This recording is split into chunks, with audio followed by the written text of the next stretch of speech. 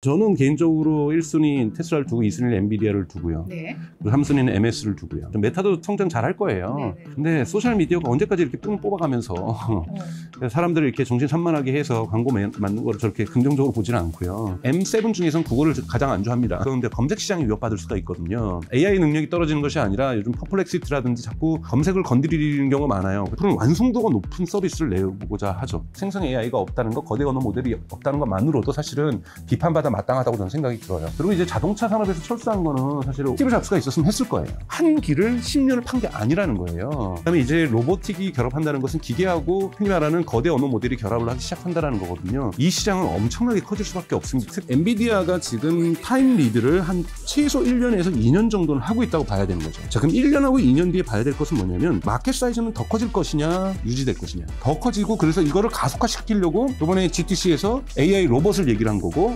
자율주행을 얘기한 거고 자율주행 안 되는 기업들 쫄지 마, 걱정하지 마. 우리가 테슬라만큼 만들어줄게. 그러면 그때 하이엔드 칩 다 들어가야 되거든요.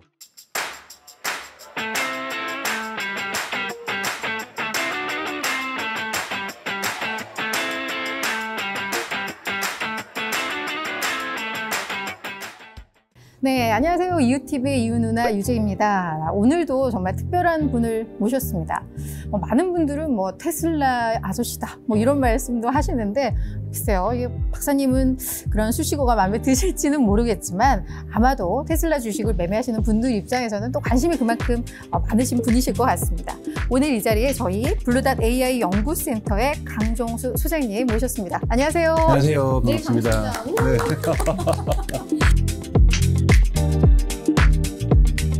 네, 두 번째는 애플 한번 이야기를 해볼게요. 네. 애플이 일단 애플카 개발을 중단을 했고요. 네. 그러면서 우리 이제 AI 투자에 집중하겠다. 그러면서 최근 나온 이야기는 가정용 로봇 이 사업에 또 많이 우리가 에너지를 쏟겠다.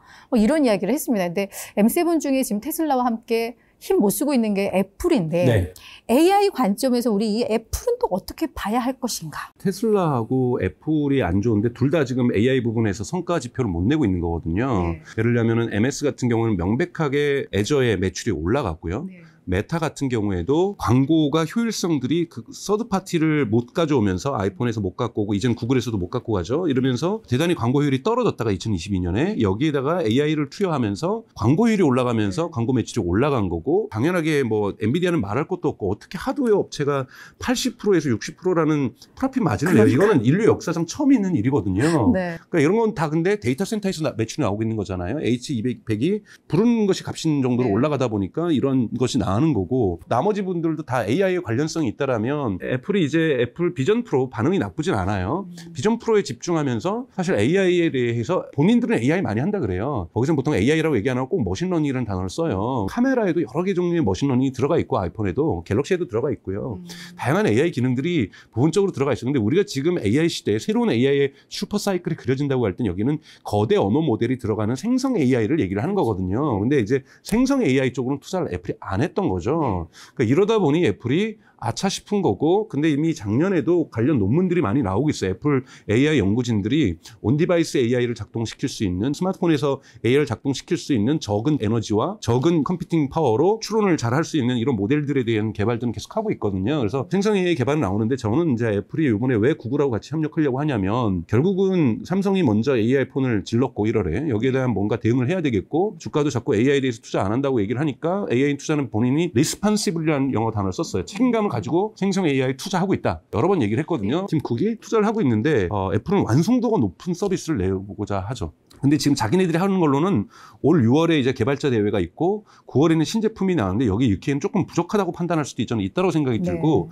지금 구글하고 협력을 하던 여러 군데랑 협력 논의가 오고 가는데 이거는 저는 징검다리고 지나가는 달이고 완제품을 위해서 잠깐 자신들의 완제품을 위해서는 잠깐 협력할 수밖에 없는 상황이라서 협력을 한다라는 거고 근데 이게 협력을 한다라는 것 자체가 이미 생성 AI가 없다는 거 거대 언어 모델이 없다는 것만으로도 사실은 비판받아 마땅하다고 저는 생각이 들어요. 그리고 이제 자동차 산업에서 철수한 거는 사실 월스트리트저널이나 블룸버그가 되게 길게 분석을 하고 있는데요. 지난 10년간에 스티브 잡스가 있었으면 했을 거예요. 팀 쿡이라는 사람이 되게 뛰어난 경영자 맞습니다. 관리형이죠. 이 사람이 어떤 스타일이냐면 가능하면 만장일치를 추구하는 사람이에요. 그러니까 반론을 있으면 계속 설득하는 사람. 그럼 이거 6개월 더 있다고 우리 다시 한번 논의해보자. 그때까지 더 진전을 시켜보겠다. 진전을 시켜보겠다.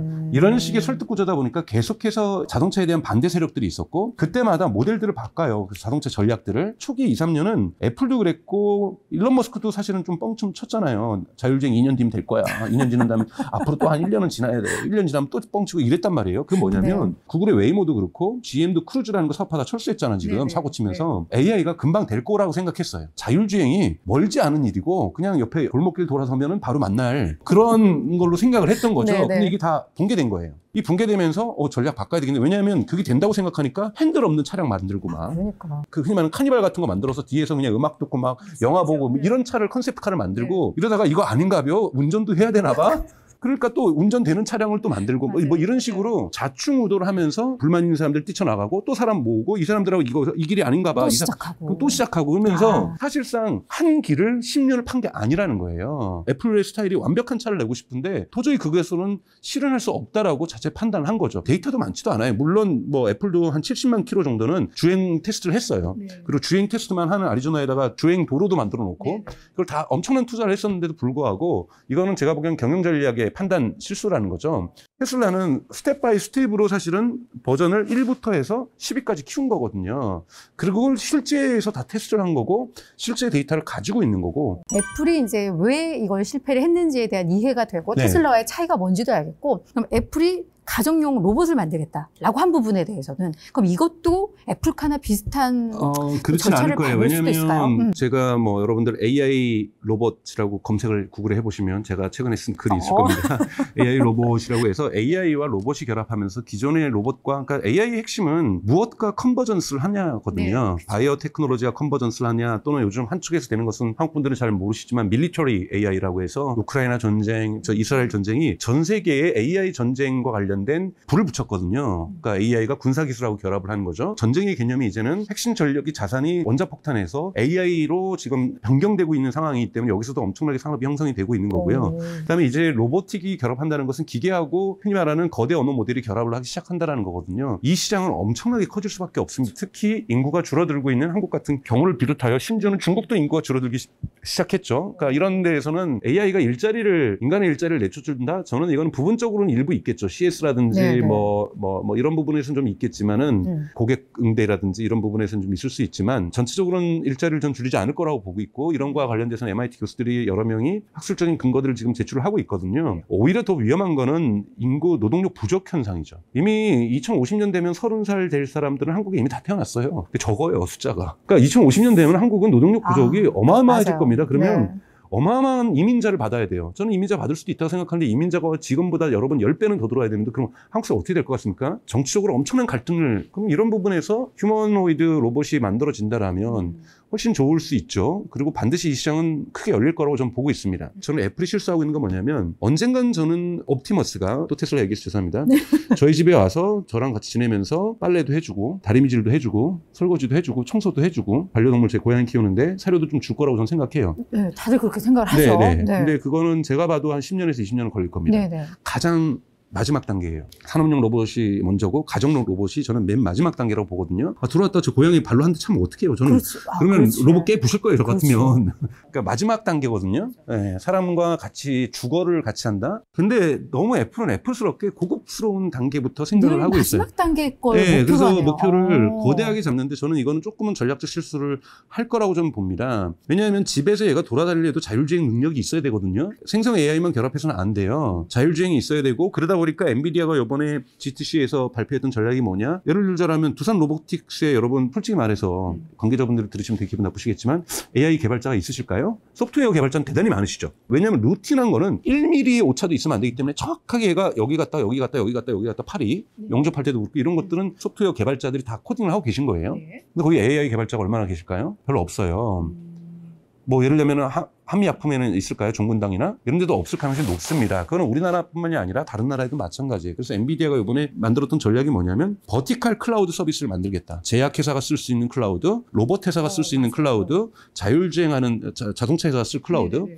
자, 이걸 만들 테니 그다음에 학습도 우리가 시켜줄게. 학습도 시켜줄 테니까 이 클라우드만 쓰면 여기서 AI를 너네가 쓰게 되는 거야. 두산 로보틱스에게 주는 메시지는 뭐냐? 엔비디아가 우리가 생성 AI에서 로보틱스 생성 AI 다 결합해 줄 테니까 클라우드만 쓰면 어차피 로봇들 다 클라우드로 연결될 거예요. 그러면 우리 클라우드 서비스를 쓰면 그냥 로봇이 해야 될 자율주행이나 학습 부분 우리가 다 집어줄게. 이거를 지금 엔비디아가 지금 앞으로의 전략적 방향으로 지시하는 거거든요. 이런 부분에서 예를 들면 애플이 함께 하겠다라면 풀 수도 있는 문제라고 저는 생각이 들지만 애플 자존심에 또 그거 허락하지 않을 거거든요.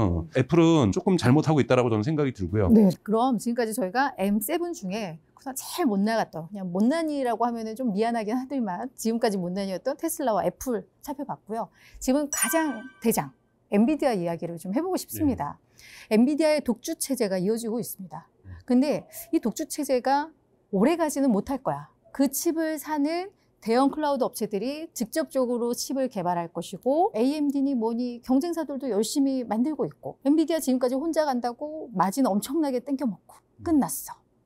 이런 말들 어떻게 보십니까? 그러니까 당연하죠. 우리 옆집에서 짜장면집이 너무 잘 되면 막 줄이 막 100m씩 쓰면 옆에서 짜장면집 하나 더 만들게 되어 있죠. 네. 그래서 그 집의 마진율을 깎아먹는 것, 이건 여러분들 자본주의 사회에서는 너무나 당연한 일입니다. 네네.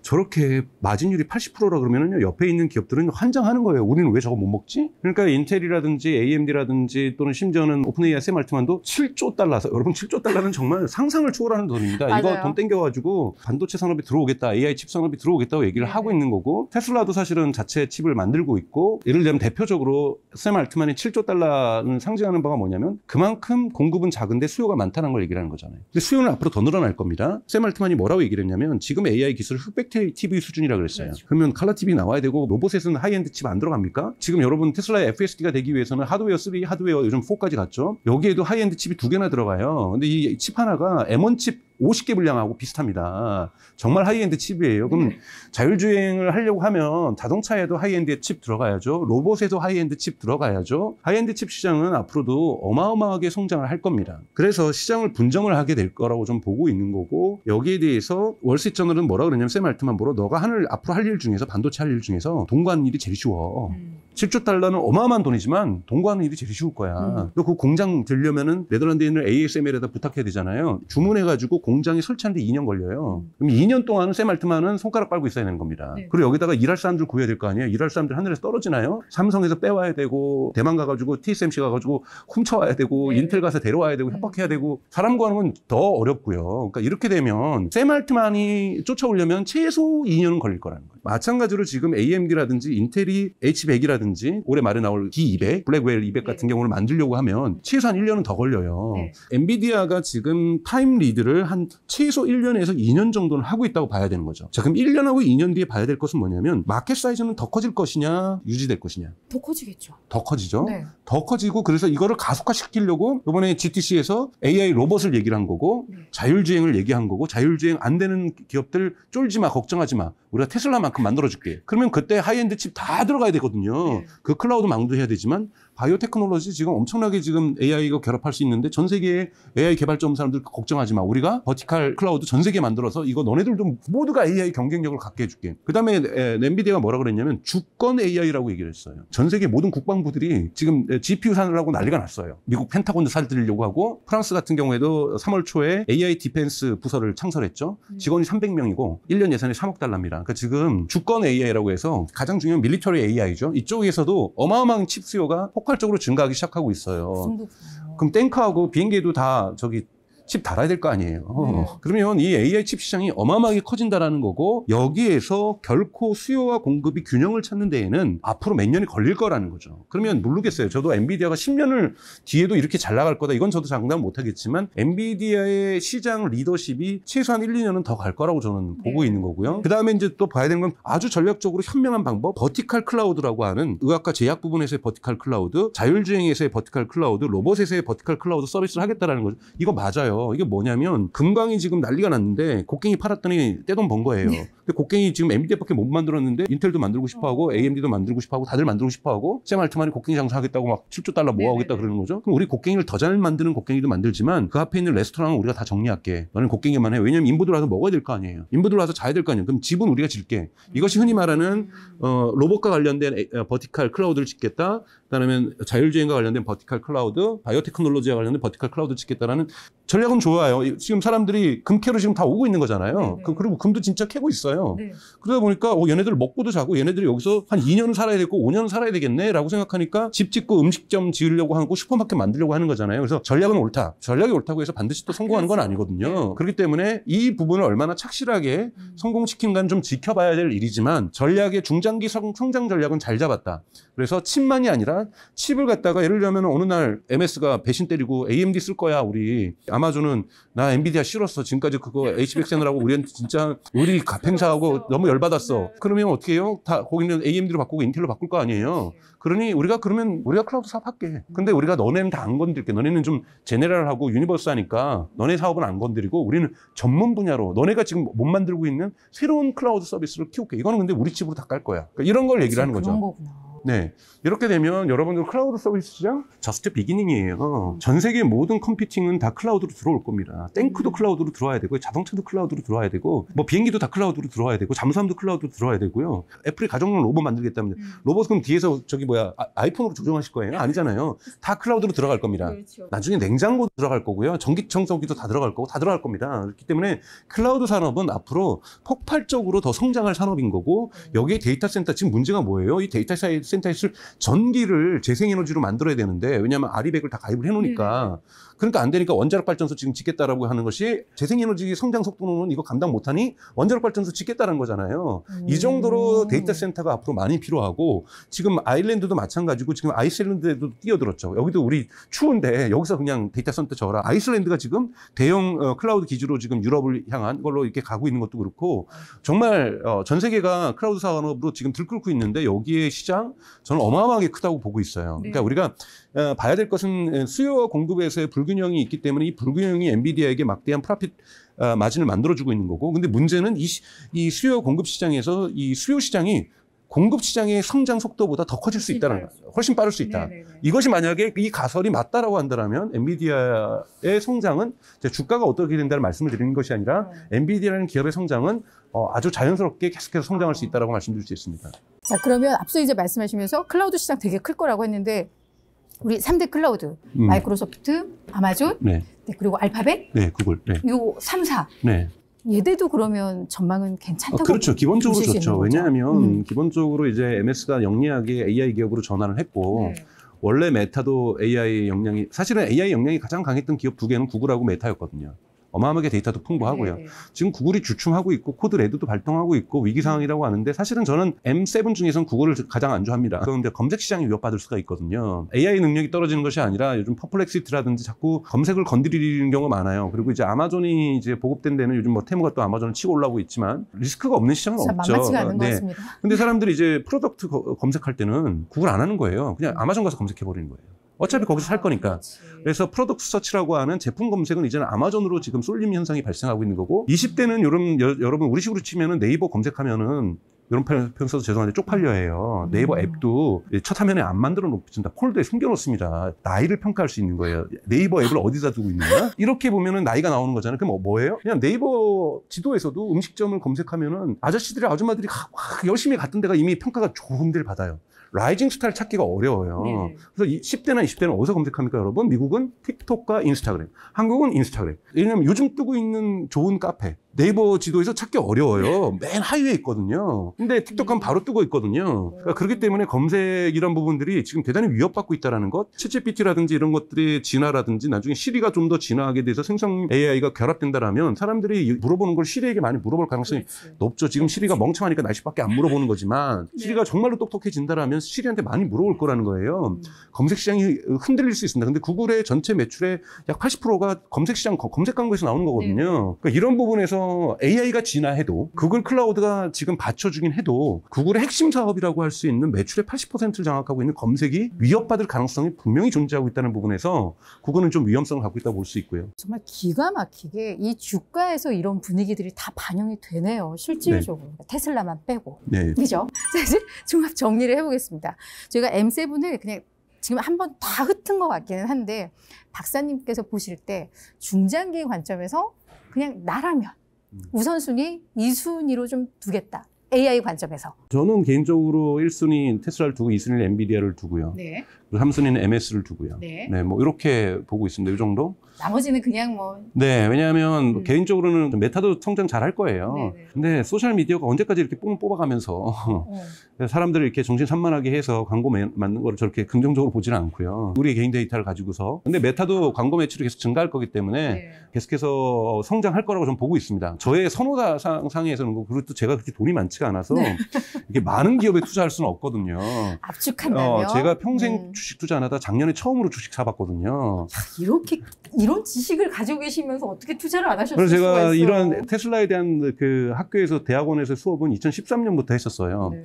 그리고 13년에서 아마존이 그 당시에는 월마트를 이길 것인가 말 것인가 저는 이긴다라고 얘기하면서 강의를 했었거든요. 그 사람들이 언젠간 연락이 오더라고요. 선생님 고맙다고. 그랬더니 그때 아마존 주식하고 테슬라 주식 사라는 뜻 아니었어요. 그래서 샀다라는 거죠. 선생님이 그냥 강의만 하셨는데. 네, 그래서 제가 이거를 제가 잠시 공직에 있어서 또 주식을 가질 수도 없어 그래가지고 네. 작년부터 주식을 사기 시작했기 때문에 네. 저는 많은 주식을 갖고 있지는 않습니다. 그래서 안타깝고요, 네. 많이. 네. 그래서 저는 개인적으로는 지금 테슬라 주가가 내려가는 것을 저는 천만다행이라고 생각하고 있습니다. 기회니까. 네, 네.